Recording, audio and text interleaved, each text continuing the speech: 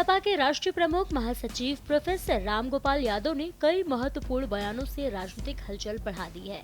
उन्होंने कहा, जो संविधान को मिटाने की कोशिश करेगा वह खुद मिट जाएगा। इंडिगो की उड़ानें रद्द होने पर उन्होंने आरोप लगाया कि देश का नेतृत्व कुछ खास एयरलाइन कंपनियों को प्रमोट करने के लिए ऐसा कर रहा है।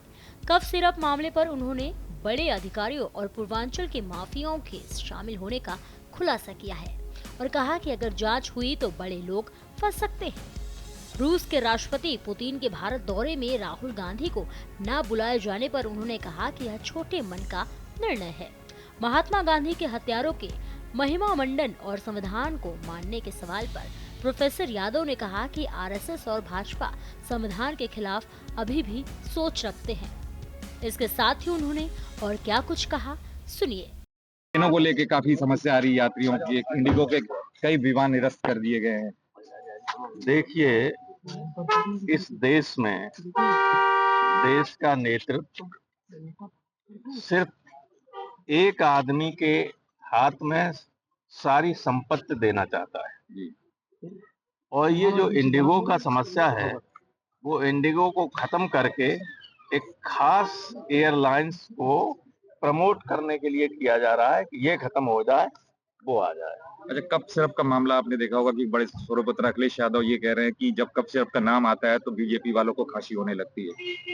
ऐसा है कि चूंकि जब बीजेपी की जब मुख्यमंत्री, चर्चा ये है कि एक आदमी उसमें ऐसा था जो ये धंधा करवा रहा था, वो मुख्यमंत्री को उससे जुड़ा हुआ था। एक पूर्वांचल का माफिया है बहुत बड़ा, और एक उत्तर प्रदेश का बड़ा अधिकारी इसमें शामिल है।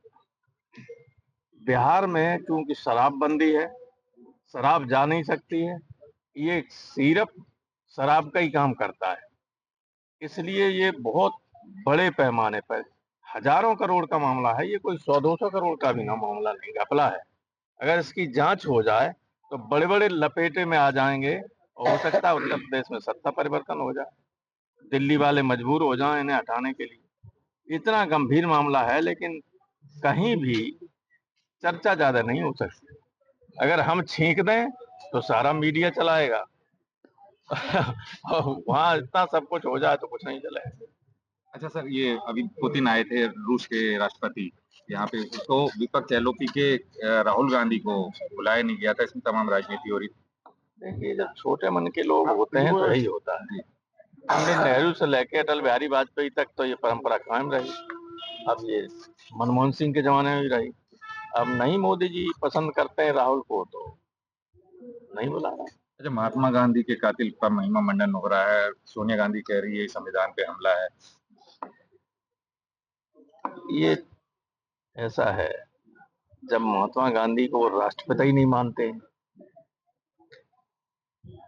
और खुलेआम अब तो मजबूरी में उत्तर प्रदेश ने धक्का दे दिया ना सब इस चुनाव में, लोकसभा में, इसलिए संविधान की बात करने लगे। तो वरना 400 पार तो संविधान बदलने के लिए था, और मन में अब भी है, क्योंकि भारत के हमारे संविधान को न मानने वाले आरएसएस के लोग, न उन्होंने पहले कभी झंडा लहराया राष्ट्रीय ध्वज।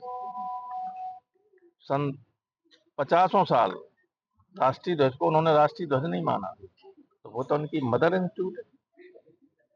और वो बीजेपी अगर देखा जाए तो अभी लखनऊ में आरएसएस वालों के साथ आया, एसआईआर को लेके मंथन और चर्चा कर रही है, इसको कैसे देखेंगे फिर?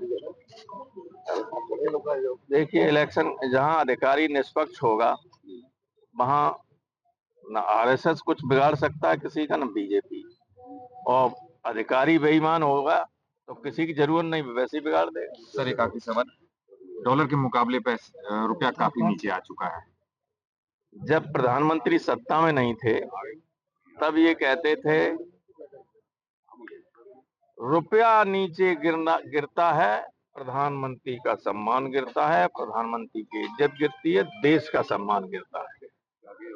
अब रुपया गिर रहा है तो मालूम वित्त मंत्री क्या कह रही, रुपया नहीं गिर रहा है, डॉलर बढ़ रहा है। दुनिया भर के अर्थशास्त्री हंस रहे हैं और हमारे लोग इतने बेशर्मी से जवाब देते हैं जिसका कोई मुकाबला ही नहीं।